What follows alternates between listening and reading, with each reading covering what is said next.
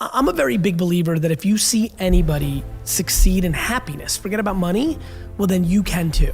Yes. You know, like if there's anybody out there who was born into two parents that were addicted to heroin and were never around, and that person went on to achieve happiness, then every child who sees that person can point to that. I just want self-awareness. Individual, him, her. Individual, what makes you happy? What are you good at? If you love something and you're good at it, it's going to be a big win.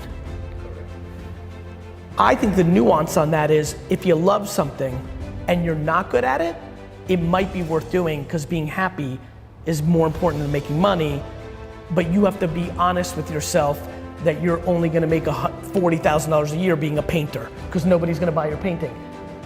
If you learn to live on a $40,000 a year budget, this is, you know what's funny? I've realized something about me. I'm like, right, I'm cooking an entire meal with the things I talk about.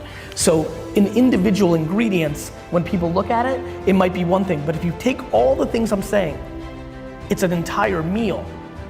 Okay, and I like how you reacted, I like that. And I like it too, because I think it can bring a lot of happiness. And if you understand how the internet works, there's a lot of people that can be much happier if they settle into, I'm a $63,000 a year t-shirt maker.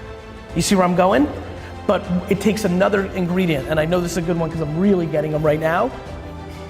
You have to live a life on the means of $63,000. You can't be a $63,000 a year t-shirt guy, but mommy and daddy are giving you $100,000 a year so that you can live in a better neighborhood and drive a BMW, because that's gonna lead to resentment between mom and dad and you, and entitlement from you.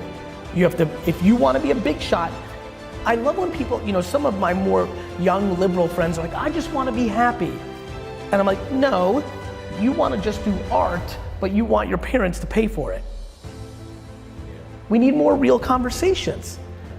We have to put making $63,000 a year because you love t-shirts and that's all you can do on Shopify and at the flea market. You have to buy a home that you can afford. You have to go to the Holiday Inn, not the Ritz-Carlton. If we can get to that, it could get big. It could get real big. And the way we do that is by us applauding our friends who make $63,000 and go Holiday Inn, not, whoa, look, I went to the Ritz-Carlton. A lot of people out there that really pretty much live their lives based on other people's opinions. Like happiness and fulfillment has to become a much bigger part of the conversation than financial upside. I'm trying to get people to win. I'm watching real deep sadness, and it's not because of social media. Social media is not making you sad. Your insecurity is making you sad.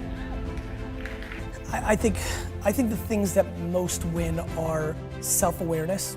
I think one of the biggest mistakes, everybody, Meerkat, Facebook Live, Periscope, that audience right now, everybody's watching the YouTube. I think the biggest mistake most of us make is we hope who we are instead of auditing who we are. Okay. Like everybody wants to be somebody. Like, look, I really want to be the fucking quarterback of the New York Jets, but truth is, like, I don't have it like that. Like, I don't have those pieces, and I think everybody believes that they can be an entrepreneur or a business person. And the truth is, there's a ton of kids right now who could be the number 2 or the number 3 or number 4 is not being deployed enough because people are chasing a narrative. And so I'm pushing a lot of people to step back and, what are you good at? The number one unlock to happiness in this room is to go out there after this talk and get naked about your vulnerabilities, what you suck at, take a step back, go humble. This is about losing in humility at the forefront, and nobody's talking about it. There's no system. You want to build something? It's hard work and talent. The reason I'm super happy is nobody can tell me nothing. My wife, mom, and daughter could walk into my room right now, tell me I'm a piece of crap, and I would be 100% unfazed. That is some gangster emotional structure perspective. It's so interesting to me why I deem myself happy, because I just am so grateful.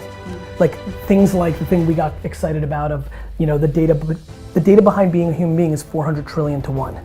When you just start there and you realize forget about the odds of like beating homelessness and like other or being born in a communist country, like just actually becoming a human. Like I always make the joke of like your mom could have had another glass of wine and or, you know, or your dad could have been late and because of a like the odds are so insane. I'm just so grateful for what I have versus what I don't have. And I think people just have all these admirations and envy and all these hard wiring things. To me, it's perspective. Just like I just genuinely believe there's always somebody that has it worse.